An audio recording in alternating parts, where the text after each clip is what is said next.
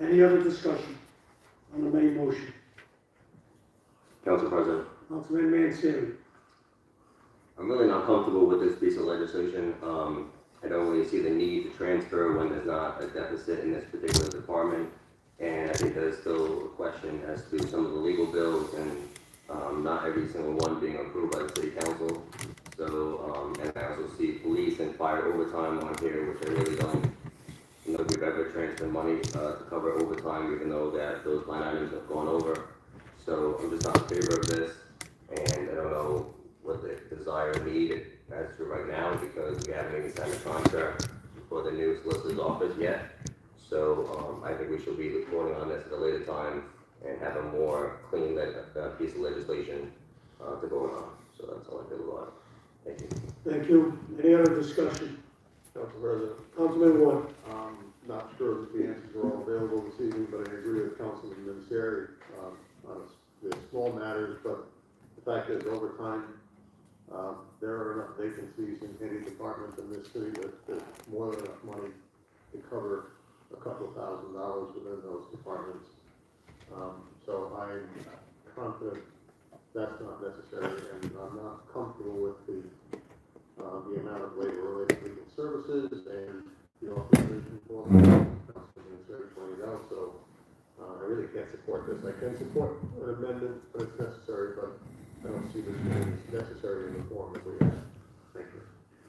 Thank you. Any other discussion? Solicitor, have you gone through this ordinance and do you have concerns? I don't have any concerns on the form of it at all. I mean, the questions that Councilman Ward and Councilman Mancini raised, those are questions that, they're legitimate questions that deserve discussion, but on the form of it, there's no issue with the form of the ordinance. Thank you. Mayor, so these, all of these dollar amounts, how is this tabulated? That was tabulated on the total cost of what was taken from each department in those line items for the removal hearings, and it would put the funding back into the respective departments, and that is listed out on the piece of legislation that you have.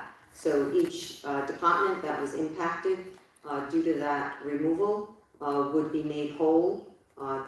Obviously, this transfer does not mean this money is getting spent. It means it's going back into the respective line item in the respective department. The money has already been spent. The cost of the removal hearing has already been expended, and this does not penalize the departments for something that a handful of people moved forward with. So in fairness to those departments, the money is being moved back. The proper line item to move it from is the line item that is listed within that piece of legislation. It's very straightforward. It's the total. The total is reflected in the line item, and the line item is going to be reimbursed with that amount. Thank you.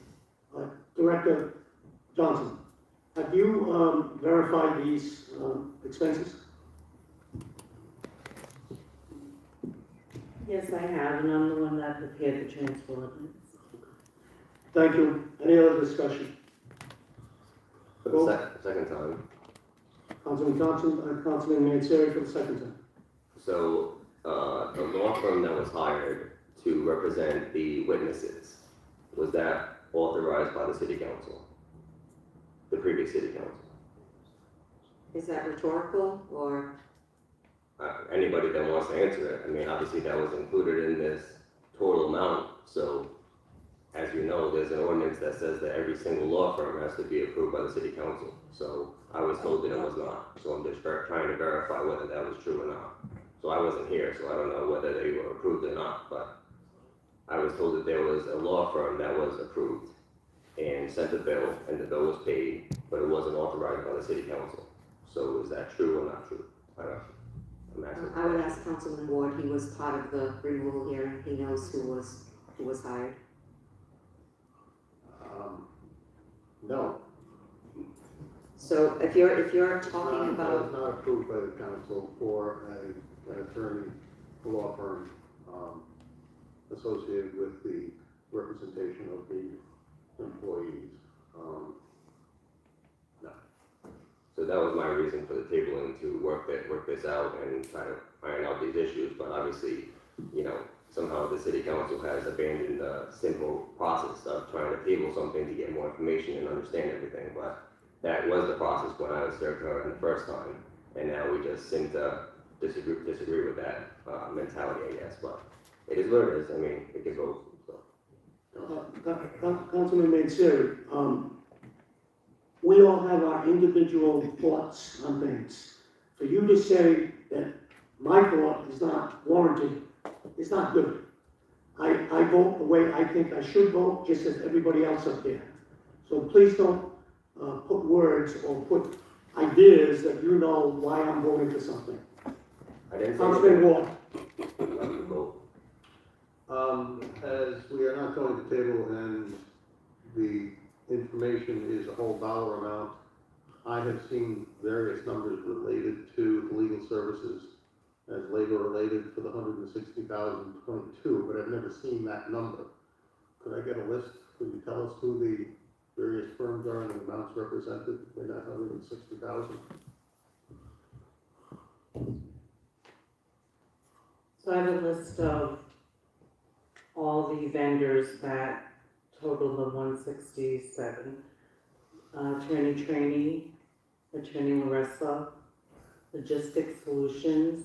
Could you tell me the amount for each one of those? Attorney Trainee is 101,479. Attorney Larissa is 15,112. Logistics Solutions is 766. Gilly, Soria, and Woonsocket, Ruzak, 20,680. McLaughlin, Quinn, 9,550.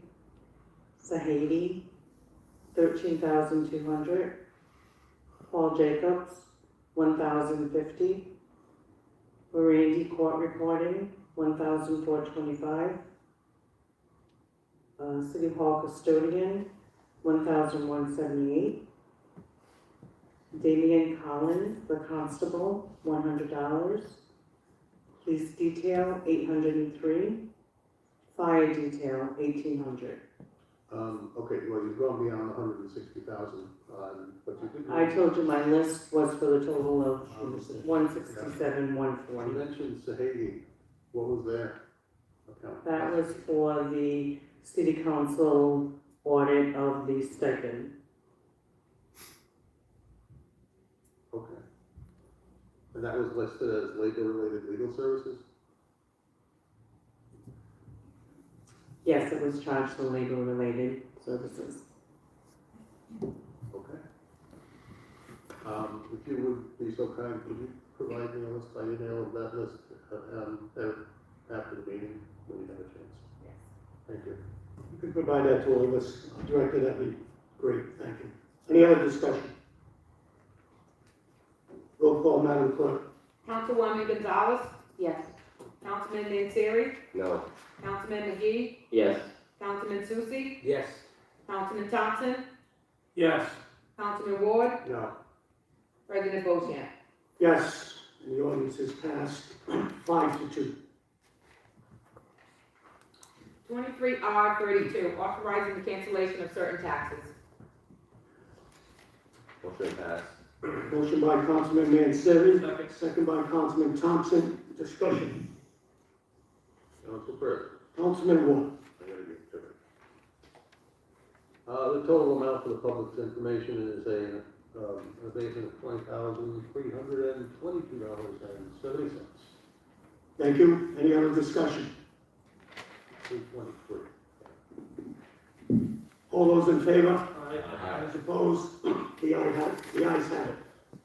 23R33, authorizing the cancellation of certain taxes. Motion approved. Second. Motion by Councilman Thompson, second by Councilwoman Gonzalez, discussion. Councilman Ward. For the record, this is a double taxation on Ocean State Power, and it's gonna be an abatement of $74,655 for the 2020 tax year. Thank you. Any other discussion? All those in favor? Aye. Those opposed? The ayes have it. The resolution passes 7-0. 23R34, resolution in support of House Bill 5160 and Senate Bill 0175 regarding payday lending reform. Motion to approve? Second. Motion by Councilman Gonzalez, second by Councilman Manseri. Discussion.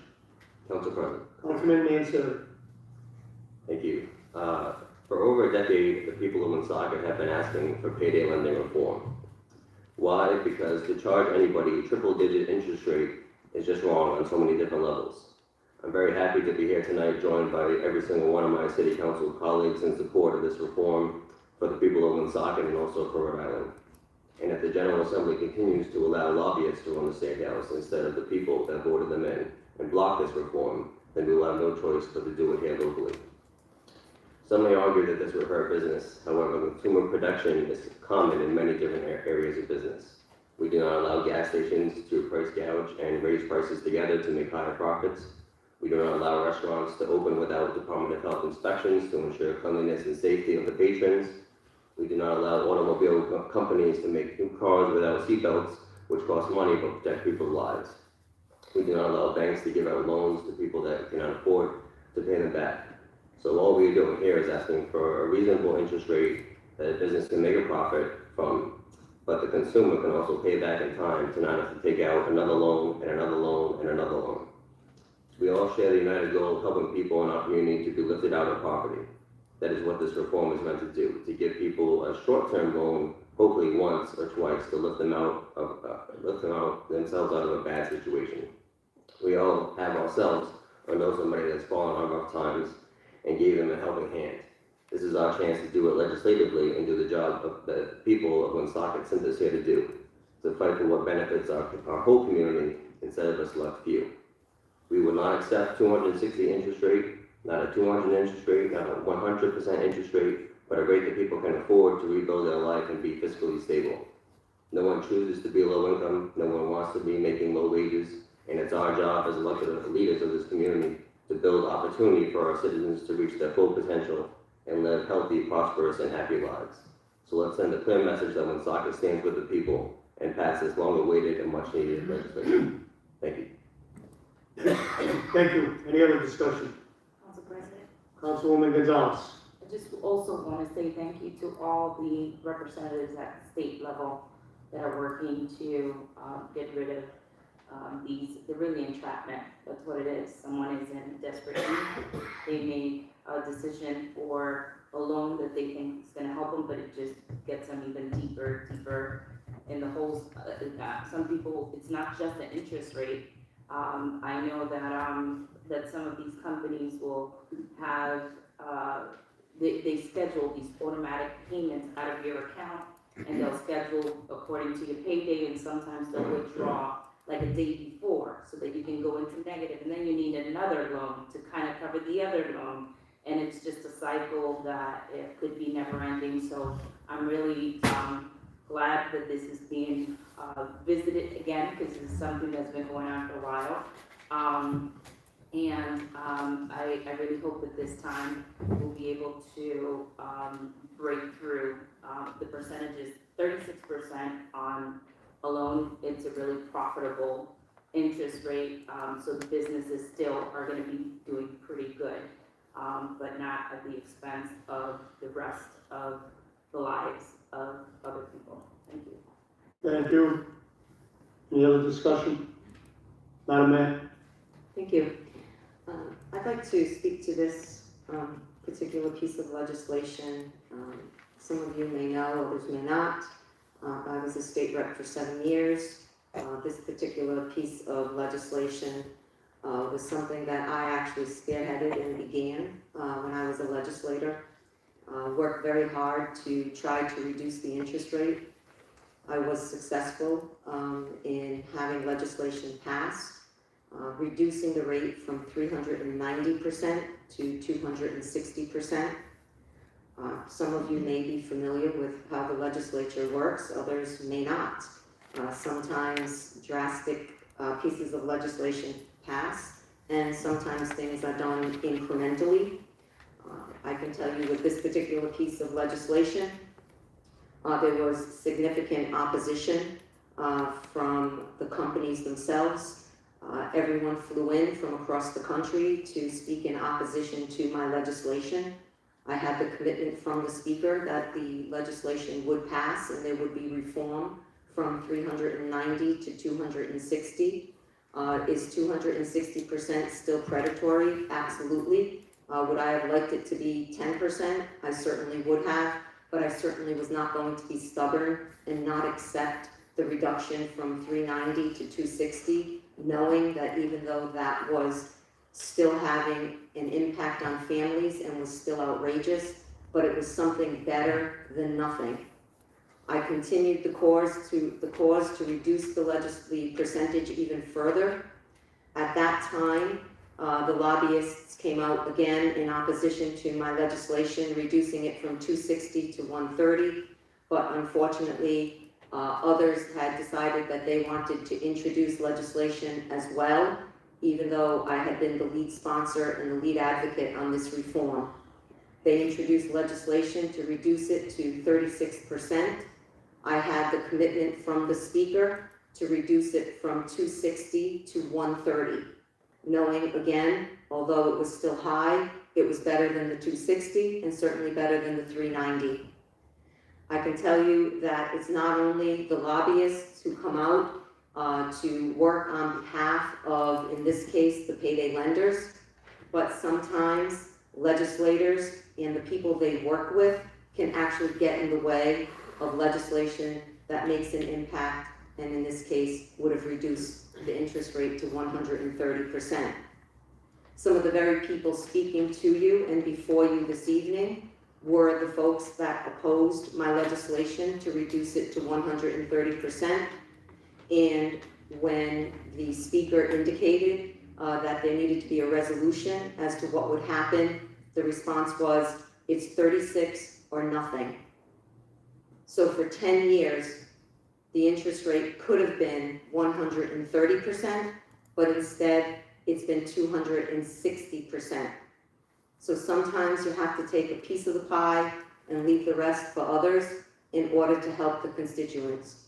So here we sit approximately 10 years later, still fighting to reduce the 260% that could have been 130% for the last decade. So if there is compromise in this session, I would strongly suggest that you take any reduction you can get, because if you're truly advocating for the people who have been taken advantage of, and yes, losing their homes, and yes, families dividing, families having to move. I had a family testify from Woonsocket. Councilman, it wasn't Councilman Green, it was Albert Green. I don't think he was a councilman at the time. He also came to testify on how predatory this was. He brought the family member to testify. The family member explained that every single person in their house went and got a payday loan just so they could continue to chase and chase and chase, so one family member could pay the other family member's debt, and it went around and around until they lost their home. They had a modest home. They had to move into one of our housing developments. So will we get 36%? We sure hope so. But if we don't, you take what you can get in order to try to help the people that we represent, and we can't be stubborn in situations like this. So we all hope it'll be 36%, and I do as well. Thank you. Thank you. Any other discussion? Excuse me. I agree with what the mayor said, and I applaud the legislation to try to drop this to 36%. But two, when I think about, as the mayor said, because I read the article in the paper that stated that as a state rep, when you were a state rep, you tried to remove it from 260 to the 130. I mean, for 10 years, think about the interest that could have been saved on people. half of their interest payments could have been saved if they got it to 130 10 years ago. So I hope it moves to 36, but I too think, sometimes we do things incrementally as opposed to trying to get the whole apple. Thank you. Any other discussion? All those in favor? Aye. Those opposed? The ayes have it, and the resolution passes 7-0. 23R35, granted permission to use city property. Motion to approve? Second. Motion by Councilwoman Gonzalez, second by Councilman Ward. Discussion. All those in favor? Aye. Those opposed? The ayes have it, and the resolution passes 7-0. 23R36, authorizing the mayor to negotiate the purchase of a property located at North Main Street, Woonsocket, Rhode Island, assessors plot 13, lot 6. I have a motion. Motion by Councilman Susi, second by Councilwoman Gonzalez. Discussion. Mr. President? Councilman McGee. All right. So this lot is actually, so the public knows too, it's an island on Western Street, Prospect Street, and North Main Street. It's basically the island with the monument on it, the World War II monument on it. And it was offered to the city to buy, for $45,000. And, I was supporting this just because I think it would be an eyesore for in the middle of an island to put a house there. So I supported it. I checked out some comps, and the 45 I thought was very reasonable for a buildable lot. Thank you, Councilman McGee. Any other discussion? Council President. Councilman Mancini. I too was part of that work session, and we had some discussion back and forth, but I'm just not at the point that I can support this. And, the legislation says that it would adversely affect the neighborhood, which I really don't understand since it is, residential and mixed use already. It is a vacant piece of property, there's no active plans, it's not for sale right now, and there's not many people using it as it is. The north end is fortunate that it has Cold Spring Park, which most people utilize in the neighborhood, as well as the bike path, which I'm sure many neighborhoods will be thrilled to have go through their neighborhood in their local park. Steps away from the downtown area, which I've worked very hard with the local Main Street Board to try to build up and actually encourage more housing there, more businesses to come there. So we want commerce, we want people to be there. I just got back from the conference, which I'll talk about later, but in that conference, I took a class, and it said we have a housing crisis, so whatever you're doing, double it for housing. And so for me, with all the experience that I've had, I just can't say a buildable lot, let's leave it vacant. It just doesn't sit well with me. To have no taxes from the current property, no taxes from the development of the property, and I certainly support public spaces. I mean, I'm a big proponent of that. But when I look at areas such as, Oak Grove, which doesn't have a local park area, as well as River Island Art Park, which I think would be expanded by those two lots there, I just think there's other priorities there that we could be focused on. And certainly the city is focused on a lot of the major issues. I mean, we have a wastewater plant, sewer plant, Cass Park, new facilities for police and fire, and so many other projects that I just don't see this as a major priority. We've already spent a lot of money on a new fire truck this year, new positions, public works equipment, so I just don't feel like this is a top priority, and I would be more in favor of developing the property. So, thank you. Thank you. Any other discussion? Council President. Councilman Ward. To add to what Councilman Mancini said, I did make comment about dollar amounts when we were in our session to discuss this possibility. However, this number exceeds that, and so I can't support it. Thank you. Any other discussion?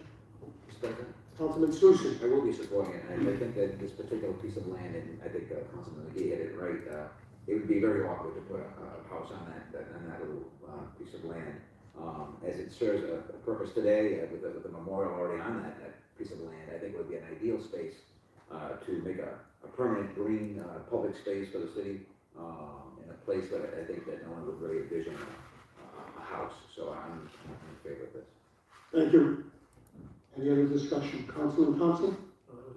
Oh, Councilman McGee, could you kind of enlighten me or enlighten the council what you found for comps in this area? Just, I mean, this does, for me, it does exceed where I wanted to be when we talked about this in session, but I mean, again, I could be swayed the other way. If you could enlighten me and the rest of the council. Sure thing. I mean, I actually probably should have just printed them, but basically any buildable lot in the city right now, if it's in a decent area, which I would consider every area decent, but you know, over that area especially, I mean, you're looking at a minimum of probably 80,000. And I can provide you comps too, but not at this second. Why not? Thank you, Council President. Thank you. So, I will be voting in favor of this, and yes, the price is a little bit more than we had talked about, but I agree with Councilman Susi, it'd be an ideal place to possibly move other monuments or memorials. And I think of Station 2, where we have the memorial there, that at some point, that fire station is gonna close with a new public safety complex possible. And, you know, that land would be available to sell, but that monument that's there now could possibly be moved to an open space such as this. And I too, I mean, I go by that intersection daily. As it is now, there's a little bit of a, when you're driving up Prospect Street, coming from North Main Street, it's difficult to see around that corner now with some of the shrubs and trees that are there. I think a house sitting there would make the sightlines even maybe more difficult. So I would be voting in favor of this. Any other discussion? Roll call, Madam Clerk. Councilwoman Gonzalez, Yes. Councilman Manzeri, No. Councilman McGee, Yes. Councilman Susie, Yes. Councilman Thompson, Yes. Councilman Ward, No. President Bochamp. Yes, and the resolution is passed 5-2. 23R37, authorizing the mayor to sell 2 lots located on Elizabeth Avenue, Woonsocket, Rhode Island. Motion to approve. Motion by Councilman Manzeri, Second. second by, are you? Councilman Thompson, sorry. Discussion.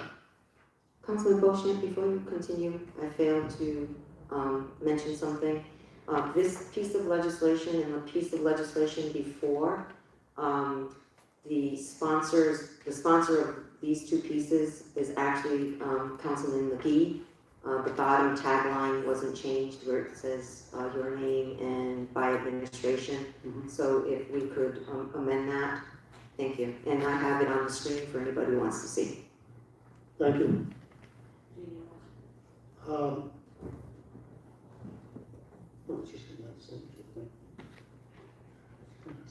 Discussion. Council President? Councilman McGee. All right, so those 2 lots, I also went and walked them.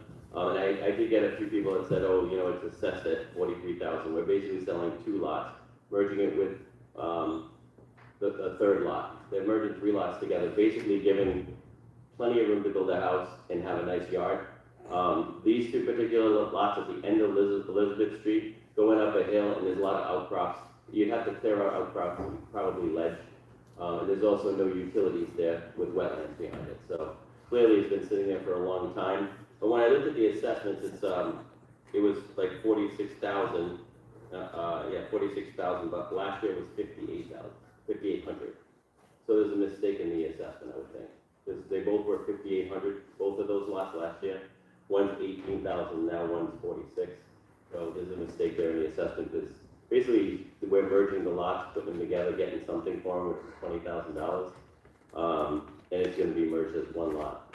The developer has to bring up the utilities from Cherry Brook. So there's some work to be done there. So it basically, as far as I'm concerned, useless as far as building homes is, which is costing too much to be way over, you know, the amount that would be worth doing. So I'm in favor of it. Thank you. Any other discussion? Councilwoman Gonzalez.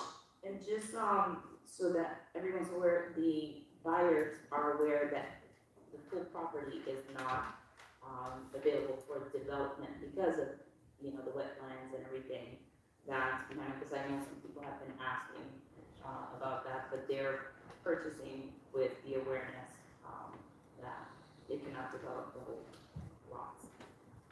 Thank you. Any other discussion? Council President, Councilman Manseri?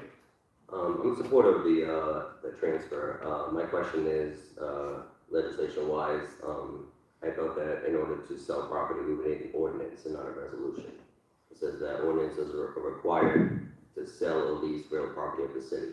So I just want to make sure that we're doing the right process for this. Council President? Yes.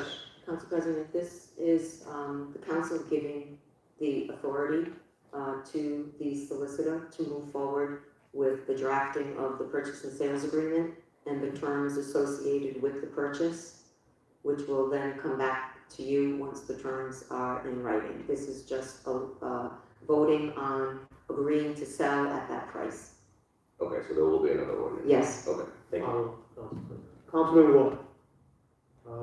Don't mean to rain on your parade, because frankly, I was busy and I did not have the charter language brought to my attention, but that brought to my mind an ordinance that was passed in 2016 by the city council.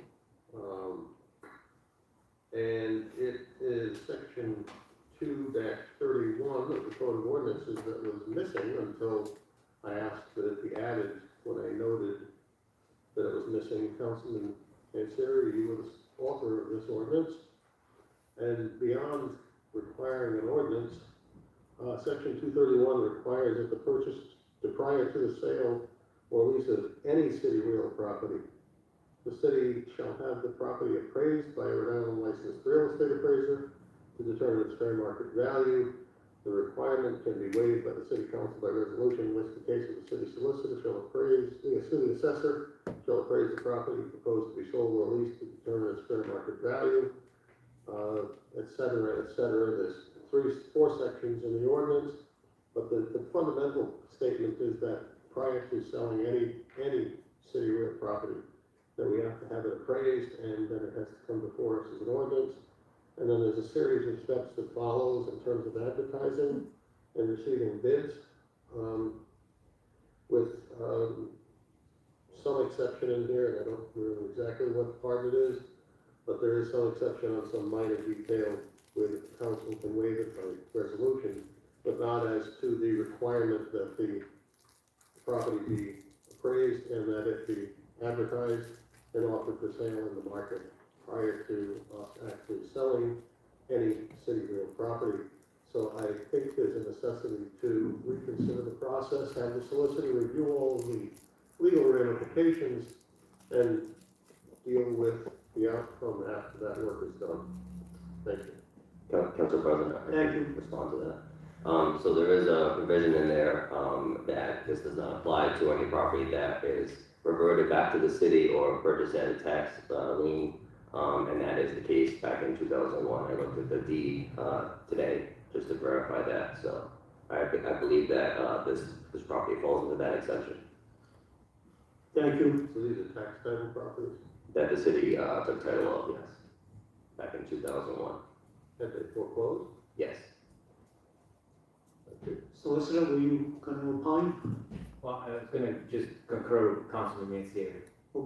Thank you. That is one exception to the provisions that Councilman Ward outlined. Thank you. Council President? Mayor? I'll be a councilman. Maybe that 2016 legislation seems like a lot of red tape, which would hold up progress for the city. Maybe the council can revisit that legislation to see if we can streamline some of that, because in some cases, you'll be spending more for an appraisal than you'll be getting back in with the land. So if you could revisit that as a council, that would be helpful. Thank you. Any other discussion? Council President, the reason why it was passed in 2016 was some people tend to get a little annoyed that the council would sell a piece of property and not have everybody be notified of it, and that was the reason for the advertising. The intent was not to create red tape, but to be transparent about the property that we were selling. But we wanted to put the provision in there, the exemption, in case it was, a simple tax title issue that we took ownership of, vacant land that nobody else is using. So this is kind of the perfect example for the exemption. But obviously, if you sold very valuable piece of land in the middle of the north end, I think people would be upset that we didn't advertise that. So that's the reason for that ordinance, so I just wanted to clarify that, thank you. Thank you. Council President, Councilman Thompson. the concern I have, and maybe somebody in the room can answer it for me. If the two properties, the two properties, I believe, equal $63,000 in assessments. And I spoke to Councilman McGee about this the other day. I guess the concern that I have with it is if we're selling it for $20,000, are we chopping off our own feet at this point for next year's assessment? I guess that's my question. With everything going on in the city, you know? So first of all, there's no taxes being lost because there's no taxes being paid. Secondly, we've run into this before with reval companies assigning values to property. And oftentimes when it's city property, they're not paying attention to detail on value. We actually went through this with a very large parcel in the city that was a nonprofit. And they just attached X amount of millions of dollars to it. And when we said, why does it have that value? They said, what difference does it make? You don't collect taxes on it anyway. Which then made us have to proceed with getting an appraisal because the particular property became taxable. So we had to get an accurate value. So in cases like this, there may be values that are too high, values that are too low, but it's in a totally different category of property, like such as this property here. This property was a level buildable lot with water and sewer and a roadway and no, issues of, potential, areas where it's not buildable. I mean, this would have been sold, again, like Councilman McGee said, for $80,000 or $90,000 a lot. It's not the case. People have been scouring for land all over the city, and the reason nobody wants it is because it's so challenging. And the reason it works is because this potential buyer has already bought the lot that precedes it. I can tell you that under the last solicitor, there was someone else who wanted to buy that lot. And the message to that person was they wanted to buy these two lots as well. And the message from the law department to them was, once you buy the lot that is abutting, then come back to us and we will consider selling you these two lots. The person never purchased the lot, and the reason they never purchased the lot was because they said it was challenging and they needed the 3 lots to make it work. So it sat there. That was probably about three years ago or so. I've personally been there. I went with the director, the councilman went, I don't know who else went. But when you go there, this is not a pristine, level, shovel-ready piece of land. Yeah, I concur with the mayor. I drove out there too, and it's difficult. It will be difficult to bring in utilities. There's no doubt about it. And notwithstanding what Councilman Ward brought up in the 2016 ordinance, I think I'm in favor of moving this forward. Any other discussion? Yes, sir. Councilman McGee. I just wanted to point out again, they were both, last year were 5,800, so they've been 5,800 for a long time, and they knew they were pretty much useless at that point, so. But it's gonna make a nice yard for somebody when he's done with it, I'm sure. Thank you. Any other discussion? All in favor? Aye. Those opposed? The ayes have it.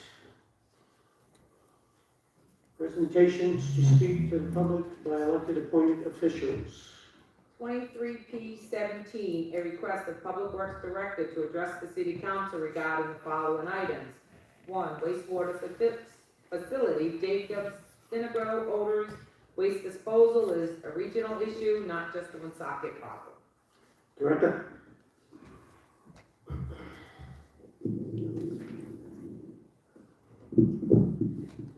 Very quickly, I'm going to be, in regards to the wastewater facility,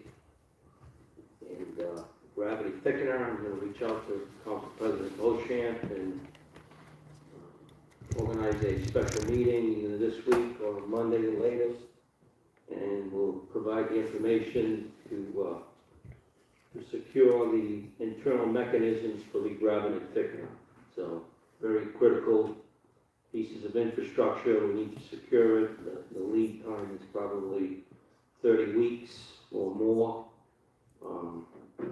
Sooner we secure it, the sooner they'll start building it, and then we can simultaneously work on the RFP for installation of those pots and get that very, very critical piece of equipment back online. I would say the latest next year. That's the way it's looking now. So, this is a very large piece of equipment. Everything has to be special ordered, special built, installed. This time, we're going to put a dome. I'm requesting a dome on the top of the gravity thickener. Secure the odors. There never has been one previously, so I think that's going to assist in the problem. The current gravity thickener is, the mechanisms were installed in 1984, and repaired multiple times ever since, to the point where it doesn't work anymore. In addition, we're gonna have to bring in some very expensive support equipment to keep the plant operating, as it was designed to operate, and I have to commend both Jacobs and Central. The plant is running pretty efficiently currently. The levels are very good. The odors are minimal. Matter of fact, I haven't gotten an odor complaint from the Manseries in weeks. So they really Not yet. So. Jerome meter, whatever, in that area, and they live in that direct zone. So I commend them for the job that they're doing with the plant being under duress. So, as far as the, waste disposal, I've said this time and time again, that's not a, that's just not a Woonsocket problem. It's a regional problem. And I'm still working on securing information to provide to you as to different avenues that we can take, either with the incineration facility there or without it. So eventually we'll have the information we need to make that very important decision. It was very interesting. I sent the solicitor and a bunch of attorneys an article, and I believe it was in the Providence Journal, where DM recognizes that no incineration in Woonsocket would be catastrophic to the region. So I've said that for years, and apparently someone else gets the message as well. So we're going to have a big decision to make here in the near future. We can go either way. We can make the Synagog facility a hell of a lot better than it is now. We can make it to pretty much what it was when it was built, or we can do without it completely. So we're going to have options for both. So moving on to any questions on what I just said? Council President. Councilman Thompson. Director, the last part of your statement there about we have a big decision coming up, and I think me and you have spoken about this multiple times. I think you know my feeling with Central. At this point, I'm publicly going to say that I'd be fine with them not being in the city anymore. I just wanted to publicly talk about that personally. I think I've spoken to you about my feelings about it. I don't know about my colleagues up here, but I'm just not impressed. Just want to leave it at that. Thank you. Thank you. Director? No? Okay. Thank you, Director, by the way, for letting me talk. Yeah, no problem. Moving on. So, Cass Park, I'm gonna put this on the agenda almost every time I'm here for the remainder of my time working for the city until the project's done. We're at the point now where, the trees that we were going to cut are pretty much cut. We're gonna start stumping, removing the topsoil and, start getting the site ready for excavation. So, once again, I just wanna, put it out there. This is where we're at. I know there's been a lot of, conversation. I wasn't around last week, but I'm told it was very spirited. And I just wanna make sure that the council, is up to date, and do you have any questions as to what's going on, or? Any comments from the council? Or questions? No, we've been filled in. I'll talk about it, I added it under my communications. Okay, so, Oh,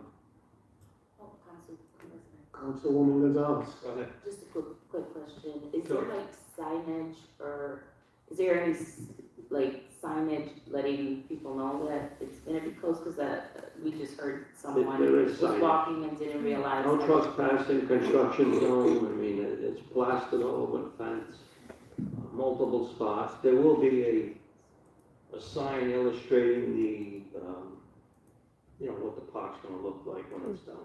I mean, it's not ready yet, but, so there's nothing underhanded or whatever the comment was. That's not true, but when the time comes, there'll be a sign put there. But there's plenty of say that, keep out, no trespassing, construction work being done. So the track is officially closed now. We encourage everybody to use River's Edge, River's Edge is the bike path, Cold Spring Park, World War II, Burnham Park. I mean, there's tons of parks, safe to walk, beautiful parks. So when this facility is done, it'll be state of the art, it'll be beautiful. There's nobody loves trees more here than I do, okay? I like trees better than people, actually. Okay? So that's the truth. I do admire trees, they're majestic, they're beautiful. I hate when they have to be removed, but, there's not a facility that was built in the city that didn't have trees at one time, and they got removed. That's just part of life, that's what happens. But I do agree with some of the comments I heard about air purification and trees, all very, very important, critical. And I support that, and there'll be many, many, many trees planted at this park in the future, okay? The type of trees that purify air year-round, not just 7 months a year. Most of the trees that were removed were hardwood trees. If you go there today, you'll see there are no leaves on the trees, okay? They're hardwood trees, they're maple, oak, whatever. You should, have more fir, pine, spruce, cedar. Those are the type of trees that have foliage year-round and actually purify air year-round, okay? And then I heard that, there's concern about removing that slope. If someone has concerns about that, I can't fault them for that. That's the way they feel, and that's fine. But it's a slope. It's not a berm. It doesn't go from one end to Cass Avenue, okay? It drops off to a point that's actually lower than the track. So, to suggest that, it prevents all, whatever, air or stench or whatever from making it to the areas. It's just, there's no science behind that. So, but I do agree with the trees being replanted, the type that I suggested. And we will do that. This administration is a huge supporter of trees. And recently, I was looking at the wastewater facility, and I'm gonna propose to the mayor, not propose to her, but propose the concept. She hasn't been proposed to in a while, but that where the old highway facility is, I would love to see that like totally green.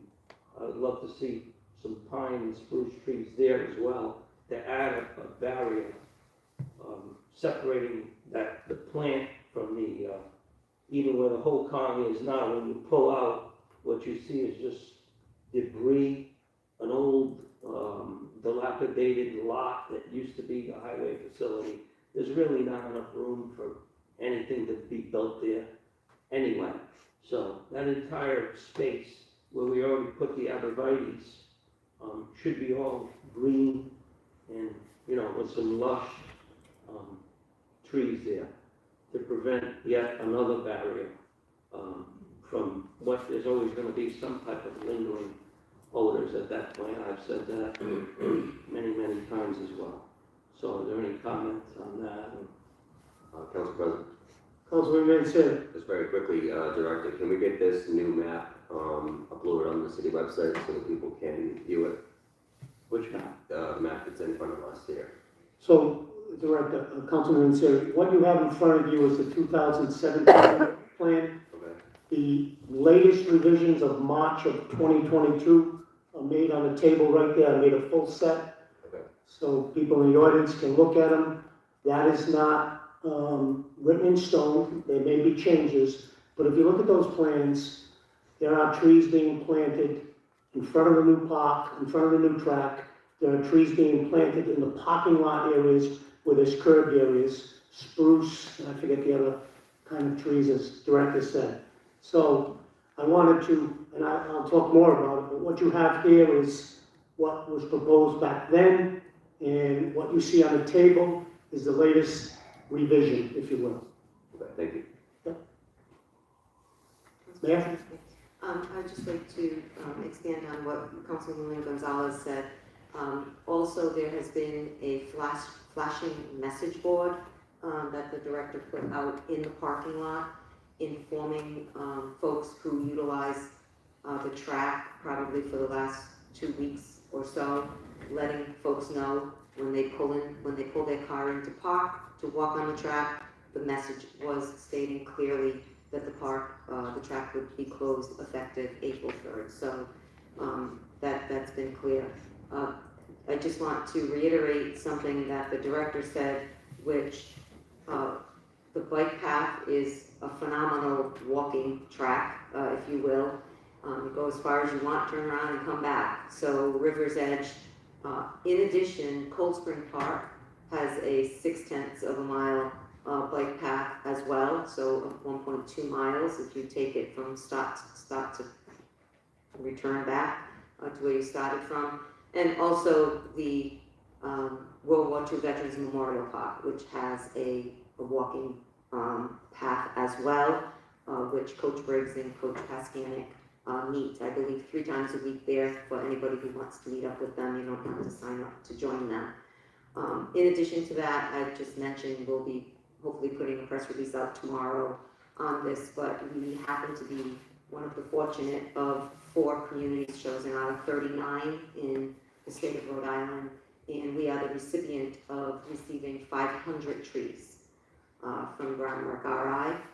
Those trees will be dispersed over a 3-year period. They're going to be available to residents as well in the city. And once that information goes out, they'll be able to get in touch with the company, the organization that we're working with. And so those trees will be available to residents also. So I just wanted to make mention of that since we're talking about trees, but there'll be more information on that coming soon. Thank you. Director? Can I have some of my time back? Yeah.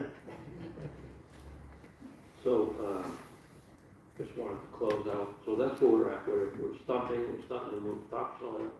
We're starting to transition the track to what will be the access, egress and access to the site for the shops. So that's where we're at now. Any questions?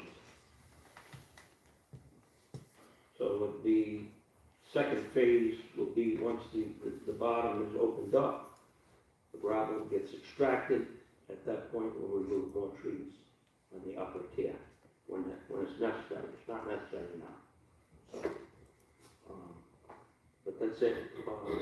Next item, I just wanted to, because there's new councilors on here, some new to the city, just wanted to reflect a little, not gonna spend much time, but this time period in the city, which I would call was unfortunate, where the city just borrowed a lot of money. You know, I always hear the council haggling about dollars, from the administration. You should keep an eye on things and keep things in check. But I just want you to put things in perspective for your discussion. Okay? Councilman, what your problem? Very much so. Oh, Shan. Right. Very much familiar with what the voters approved for the city of Woonsocket.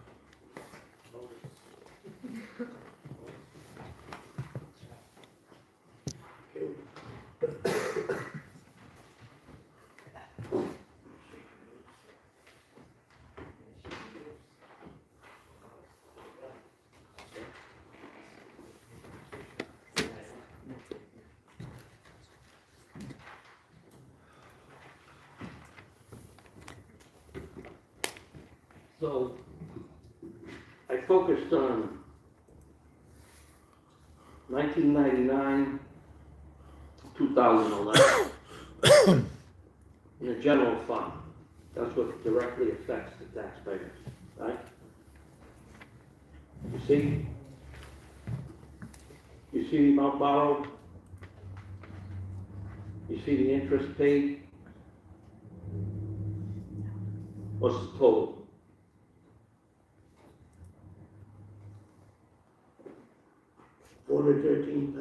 $413 million. Million. Right. It's a lot of money. So, That's why the lights were turned off. So, this administration came in 2013 to now, almost 10 years. So in this general fund area, there's a zero. There's zero. No bonds. Everything we've done is paid for. Okay? So, when you haggle or whatever, you have every right to, just understand, what we do, we pay for. Okay? Or we don't do it. That's just the way it is. So, road reconstruction, whatever we've done, we paid for. The best one I see here in 99, they borrowed the city $12 million for road reconstruction. They paid $7.2 million of interest. I haven't spent $7.2 million in road construction since I've been here. And I've paved almost 56 roads and bridges and parking lots. Okay? The rest, totally, we probably paved 120 roads. Some with vendors, some with grant money. Some utility companies paved a lot of roads lately because we held their feet to the fire before the law was passed. Now it's passed, it's easier. But that's the one that strikes me the most. $19 million for road reconstruction. Okay? I could have built an asphalt plant and bought 2 pavers and hired the crew for $7 million. The juice they paid. I'm not gonna go through the rest, you know the rest. Pension bond, non-callable, you can't refinance it. $100 million in interest, ridiculous. Sad. So, the alternative to the pension bond was having a 0% funded bond pension obligation. Well, you're probably better off paying that just on the fund. I'm just saying, at the time, they felt it was appropriate Well, no, to start funding something that previous administrations had never funded. Yeah. And so, having had a situation where the administrations prior to that administration never fulfilled their obligation to fund the pension plan, the city had to play catch-up. So they attempted it, it failed. It was done with the overwhelming support of the voters. It was done with the approval of the General Assembly and the governor. And as it turned out, it was not a good idea. But at the time, everybody thought that it could be beneficial, and it didn't work out. It doesn't make them bad people. It didn't make it necessarily the wrong decision at the time. Well, we're gonna agree to disagree on that. Amen. Now, if you want to talk about the $5 million to the Davidson landfill, we could talk about that, because that was caused by a public works director dumping toxic waste into a transfer station that forced DBM to close it on us, for which we had to borrow $5 million to cap it and put soil on. That was unnecessary, I'll grant you that. And I wish we didn't have to do a deficit bond, but if the state hadn't cut in order to balance their budget back when the economy collapsed in 2008 to 2010, then we probably wouldn't have had to do that one either. So there are some things here that have the people who did this acting appropriately at the time and being victims of circumstances that were beyond their control. I guess if we are to criticize, then we should have had an alternative solution at the time based on their funding that they had available to them. I don't know that any of us know what that is, and so maybe it's not appropriate that we criticize them so much. Thank you. Thank you. Finally, Go ahead, Director. just to conclude, this administration, I'm extremely proud of this administration, and they didn't do it, we didn't do it alone. There was some councils along the way that had to vote on what we did, and fair is fair, okay? But this administration has endured a lot since we've been here, okay?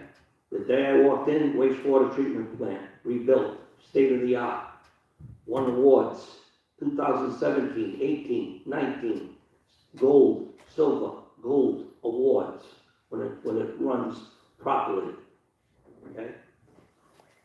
I heard some suggestion, oh, he doesn't know what he's talking about, he doesn't know what he's doing. Well, how do they win awards then? Was it magic? Things break.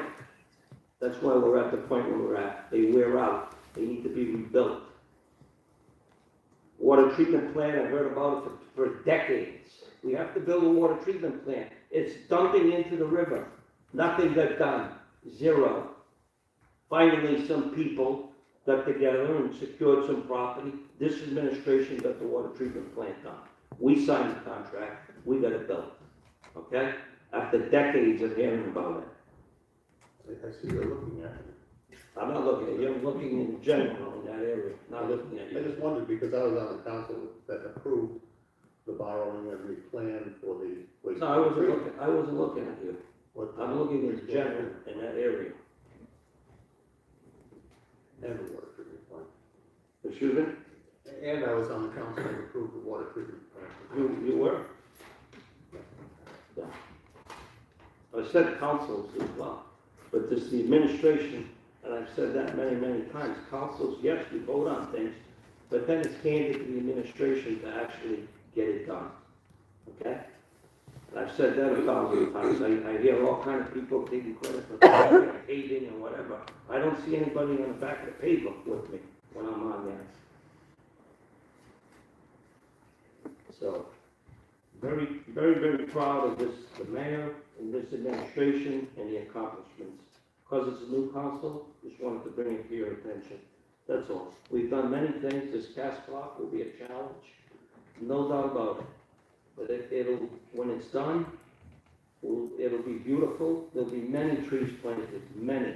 I don't want anybody to think that this park is just gonna be barren grass, track, turf, you know, concrete jungle. It's gonna be anything I've ever done. We can go to the new water treatment plant to this day. I took their landscaping budget, I tore it up in front of them, threw it at them, and planted thousands of dollars of trees. They had midget, dwarf shrubs everywhere. There's beautiful pine trees there, and spruce, and cedar trees there now. It looks almost like a park setting. It's a beautiful, arrangement. And the same thing will happen here at Cass Park, no different. It'll be stunning when it's done. Along the parking lot, when you drive in, when you get into the park, even when you exit the park, it'll look beautiful, I promise you. This is gonna be a long project. I don't want anybody to think this is gonna be done by December or whatever. This is a 2-year build, all day long. If we stop now, it's a 2-year build. So, some of you probably won't even be here when it's done, so. But, that's it. Thanks for the board of Thank you.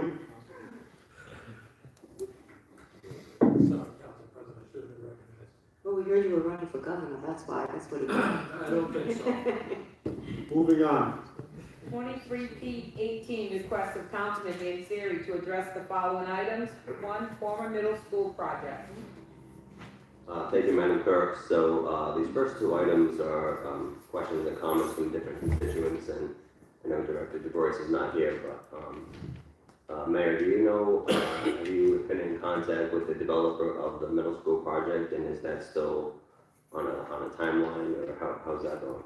Yeah, we meet with them on a regular basis. It's going to be, again, a very long project. They have held true to wanting to make certain that this is of the quality that they expressed to the council in the past. There are a few things that they do need to change. We told them we're very receptive to working alongside them to make certain that they can get underway. Unlike another developer, they are changing all the windows. They're not leaving the windows with a hole in each pane. This is seems to be a very top-notch, top-quality group, and we had a 2-hour meeting with them last week. So it's very encouraging, and we're really looking forward to. They don't have their final plans, but when they do, it'll be exciting to share them. That's great. If you just keep us updated as they go and just communicate to them. I know this is a new city council, so if you could just communicate that we're also supportive of the project, and if there's anything that, we can do to move it along, we certainly would entertain that, so. We did do that. We let them know that the entire council was very pleased with the fact that particular property was going to be developed. Second topic, one of my least favorite streets to drive down. So Director D'Agostino, what are your thoughts on East School Street in terms of timeline as to, I know it's been repaired and patched many times over. Do you anticipate totally redoing it at some point this year, next year? Or where do you see that on the radar screen?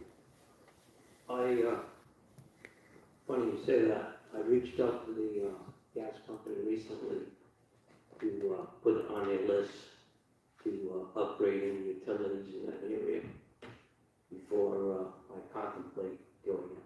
Yeah. But yes, it's definitely been on my list for a long time.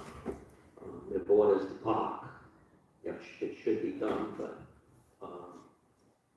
so I reached out to them recently, and I'm waiting for a response to see if they're gonna upgrade the utilities there, and if they don't, it's that much easier. If they do, then I have to wait till they're done.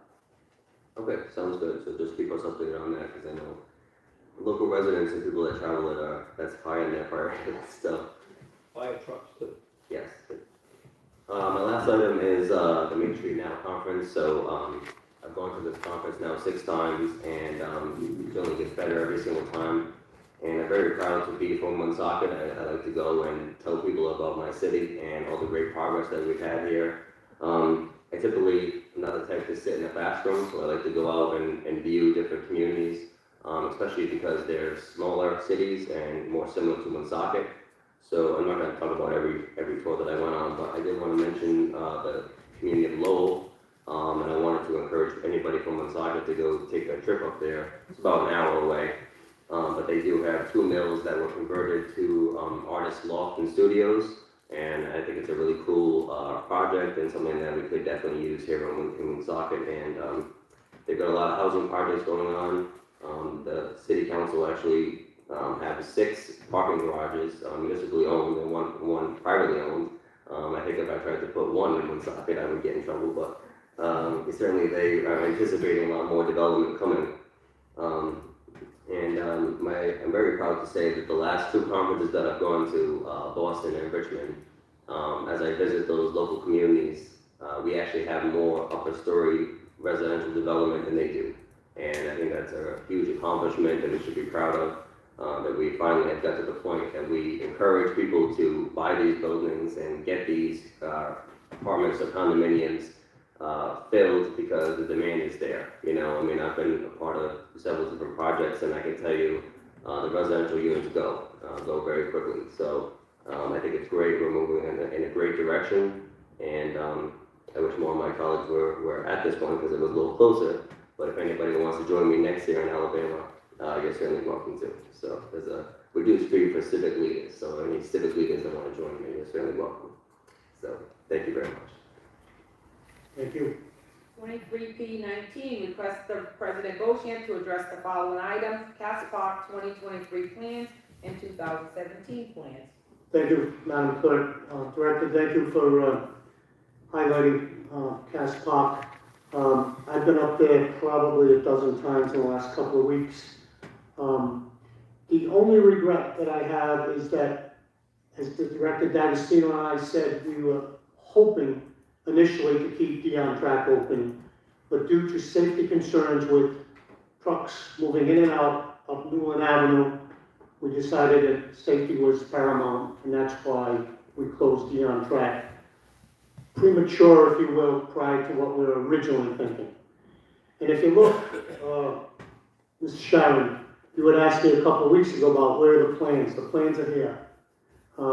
I have copies of the 2017 plan, the 2022, March 22 latest revision is on the table there. And I made them today at 24 by 36 so you could see them. And if you look at the existing plan, the 2017 plan, I have a couple of copies. There are many differences from today compared to what we made there. Number one, they had a softball field, which is number 14 on the 2017 plan, right next to Reno Field, which is where Head Start is. Head Start's still there. The softball field has been built at Cass Park, and it's beautiful. Couple other things that I noticed, on the 2017 plan, they have bleachers that hold 280 seats. We now have bleachers on the Woonsocket side, if you'll call it, 1,500 bleachers. On the opposite side for visitors, 500 bleachers. So there are many changes, and there'll still be some changes, I would imagine, that enhance this park. And, I've heard people say we're just going to do a redo of what's there and that'll be fun. Not in my book. It's not going to be fun. Woonsocket athletes, student athletes, parents, teachers deserve what other communities have. And that's why these plans are fluid. I did a little takeoff on those plans that are down there. If you went to the general plan C1, you can see the existing track superimposed on the revision. And if you scaled from the existing track up to where the limit of disturbance is, which is where the trees have been cut, it's approximately 7 acres that have been cut right now, out of the 60 acres that Cass Park, plus or minus, is. There's approximately 60 acres at Cass Park. So, a little over 10% we have taken out to fit in everything that we think we can and we will get in. And I'm encouraged. I was up there Saturday, there was a guy filming, And, you know, I went up to him, I said, how's everything look? And he was very much appreciative of what was going on. Didn't have any kids in the school department, but he was a former athlete at Woonsocket High School. And he said, you know, Barry Field was good for as long as it's been, but it's been outdated. The fields were never great, but they served their purpose. So I met other people up there that were very excited. They did have kids in the school department, and they were very excited about this. And as the director said, we don't like cutting down trees. But if you go up there now, or you look there now, you'll see there are plenty of trees to the north, which is the left side of the track. There are still plenty of trees to the right side, which is the south side. And if you look at the landscape plan on the plans on the table, you'll see that we're planting spruce, evergreen. Many trees are being planted to, you know, kind of put back what we took out. One of the things that I hear people tell me all the time is that this is a long time coming. And I get it. Money is an issue with everybody, every taxpayer. Money is an issue, no doubt about it. But our kids, our student athletes deserve what every other community has. Anybody have any questions? The other thing that I'll point out is that in the 2017 plan, they had a very small restroom concession storage building, one building. We think that we have on the new plan 3 different buildings, and I know that we will get help in building those through the unions, through my contacts, through Mr. D'Agostino's contacts. We've already had people reach out to help in that, building those concession stands, restrooms, to be state of the art. And if you look at the plans now, the parking lot that we need, it holds 250 cars. The parking lot on the original plan, 75 total spaces, not nearly enough. So there are many differences from the 2017 plan that we're going to incorporate. There are many differences already that have been incorporated. So I'm very excited about this, and I think moving forward, people will be very excited. As far as the smell from Synagro coming into the park, and I had somebody call me and say, you know, aren't you going to be embarrassed if you're sitting at a game and all of a sudden you smell it? Occasionally, you might. But we're going to address Synagro. We're going to address the wastewater plant. And as Councilman Thompson said, and I don't want to get off topic too much, but there are discussions to eliminate some of that down there at Synagro, where that smell will be minimized. And I was there, as I said, at least half a dozen to a dozen times. I did smell the odor once, and all the other times I didn't. And it depends on which way the wind's blowing. Trees are not blocking that smell. Not happening. Because you can have that smell going the other way, and you can smell it. And there's plenty of trees that, you know, it depends where the wind's going, depends what's happening at the plant, and we're going to address that. So I'm very excited about this, and I know many people are. And the people that still have questions, my number's on the city website, give me a call. Thank you. 23P20, request of Councilman Ward to address the following items. 1, removal of homeless encampment at Truman Drive, RIDEM complaint, and bid number 6113, wetlands restoration. Thank you, Madam Clerk. I'm actually going to take these out of order. I'm going to start at the end. Mayor, I know in the past you've asked the council members if there was somebody interested in serving on a charter review commission, and I wonder if you have any idea when your expectation is to be appointing a charter review commission. And the reason, I'll say this, I was appointed to the charter review commission as a member of the council last time along with another member, and found that in attending the meetings there was a hesitancy to participate in the discussion with the feeling, I think, among the group that I might be trying to influence where they were going, when in fact they would all have to come back to the council anyway, and I thought they felt more comfortable having a discussion amongst themselves and bringing all possibilities to the council that they thought were important. And I thought it worked out well, but I just wonder if you have a time frame that you might have in mind for appointing a charter review commission. So first of all, just so I'm clear, you're saying it was better to not have council people on the charter review commission?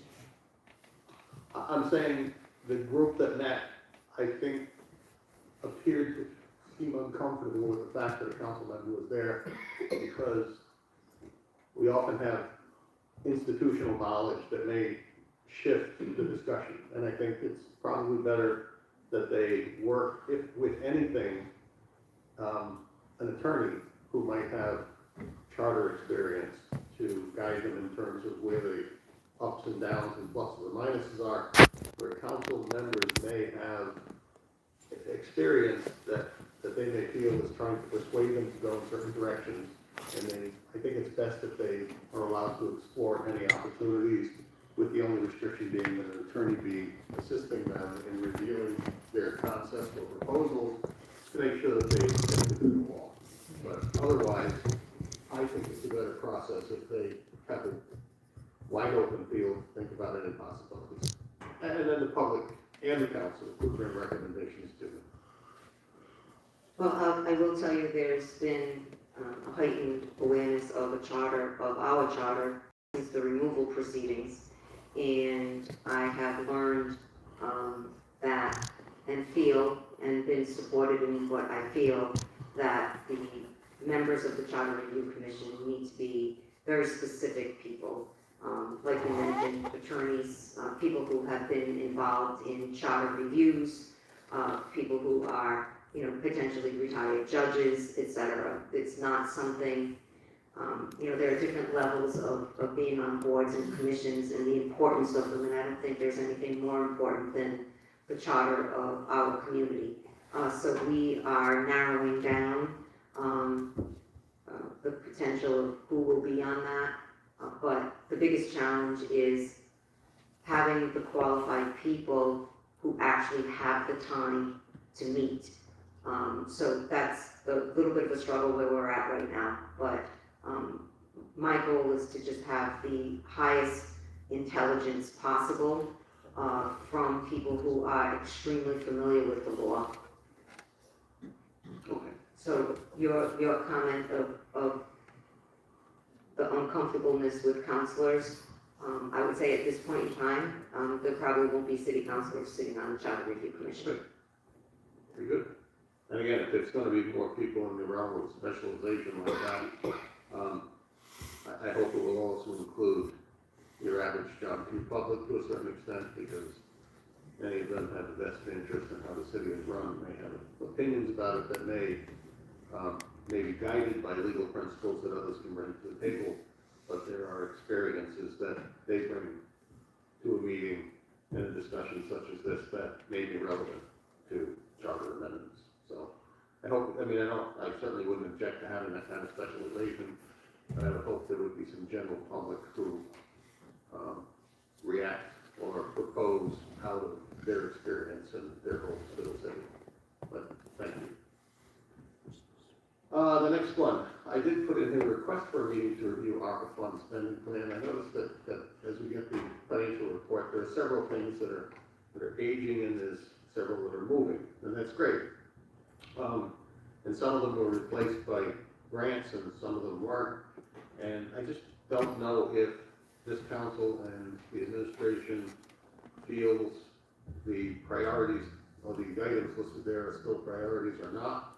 I don't want to change anything necessarily. I just thought maybe there was a time to have a conversation about whether or not all those things still belong there. Could be changed, could be considered, and so I threw it out there just as an idea. For consideration, no expectation other than to keep it in our minds that that's still out there. I noticed too, we got a water bill, and I know that the utility billing software was deficient. We have not yet replaced it, and so I was sort of intrigued about how it is we managed to get the readings in there to have water bills sent out. But I know that the challenge had to do with uploading data that into the billing system. Right, so it took about 14 weeks to get these bills out with the old system, well, with the prior version of Vision. It took about 3 weeks, and if things went well from beginning to end, it was about 3 weeks. So we're in the process of reviewing the bids. There was a lot of information, as you know, you Yes. did attend the bid opening. No doubt. And again, I asked for a couple of reasons. One is I was intrigued by the fact that you were able to eventually upload the information and produce a billing. And I gathered that it was an actual reading billing, not an estimate. And there was a note in the last bill saying your next bill will be different because it'll be an actual versus an estimate. And that's great. And the other reason I asked is because I know there are many communities in the state that went with the Vision upgrade and are questioning specifically the utility billing component of it. And so I was surprised that it was done, I'm glad it was done, so that it put a billing in people's hands and they could get themselves up to date without having a massive surprise. And for that, I guess you ought to be commended for being able to get that data in there. But I am just as interested in getting a replacement software because I think it's essential not just for Woonsocket, but for several communities and for other utility billing systems in the state. In order to be able to look at what they have with Vision, look at what the alternatives are, and make good consideration for the change. So I just wondered about that information so that I could be aware of what was coming down the road. Thank you. The next one, the removal of the homeless encampment. I was intrigued to see this bid, the RFP 6113, which was a bid to restore the wetlands. I was, frankly, when the work was done, and I saw the video of the homeless encampment being removed, and I saw the land clearing going on, it did strike me as likely something that would not be allowed by regulation because it was so close to the river. And I know that the property abutting rivers, waterways, and lakes and streams and all the other designations you can give to them are generally restricted and limited by DEM or other regulatory agencies. And then a second thing came to mind when I looked at the property, and I noticed that the property abutting the river between the bike path, the new bike path that was constructed along the bypass and extending down towards the library, that land is owned by the state, according to our records. And so two things come to mind. One is, do we have jurisdiction over homeless encampments on state property? And I'm not expecting an answer. I don't know that the answer is that easy or clear. But it is state property, it's not city property that we remove homeless people from. And I just wonder, I don't have the answer, I just wonder if that is something we actually have jurisdiction over.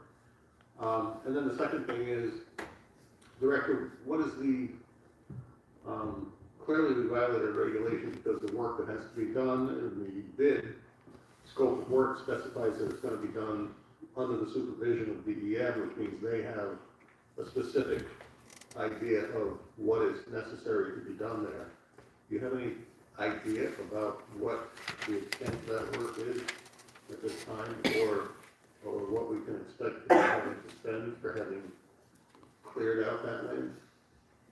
Well, I can't, when the bids come in, I'll be happy to forward them to you, but they did provide, I met with a representative from DM on site, almost weeks after the encampment was removed, and, they got a complaint from someone, so. It wasn't. No, I know. No, I know, it was anonymous. No, it wasn't. You know who it is. I know who it was. Oh, okay. But anyway, there's people that call in, they think it's anonymous. It's not anonymous.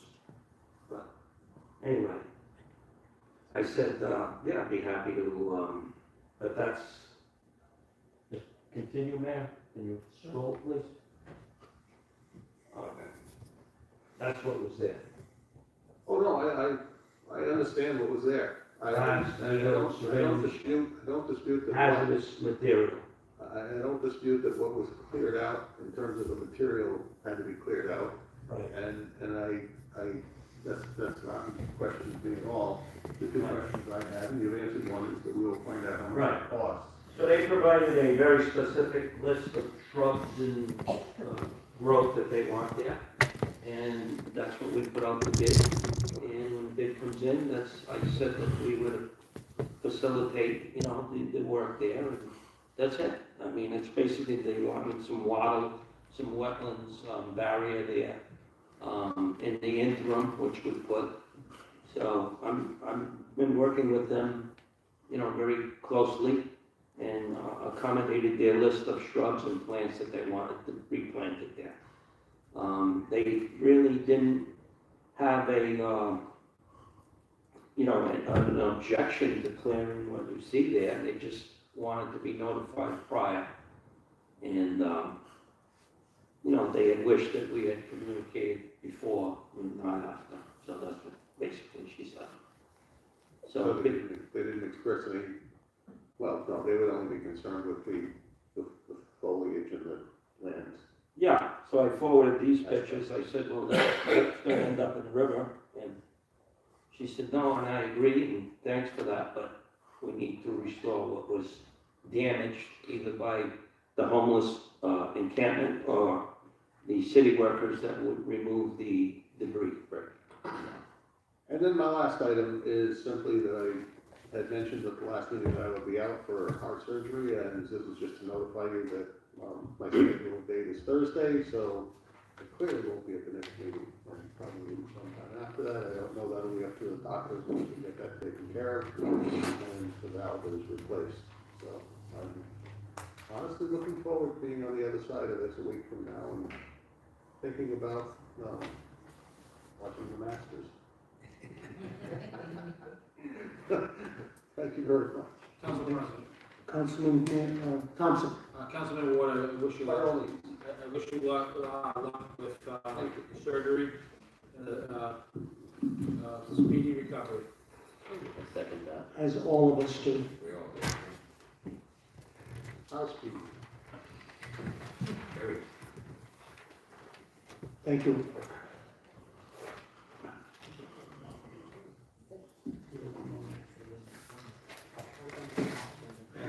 Council President, make a motion to adjourn. There's no. Motion by Councilman Manseri, second by Councilwoman Gonzalez to adjourn. All those in favor? Aye. The ayes have it. We are adjourned. Thank you.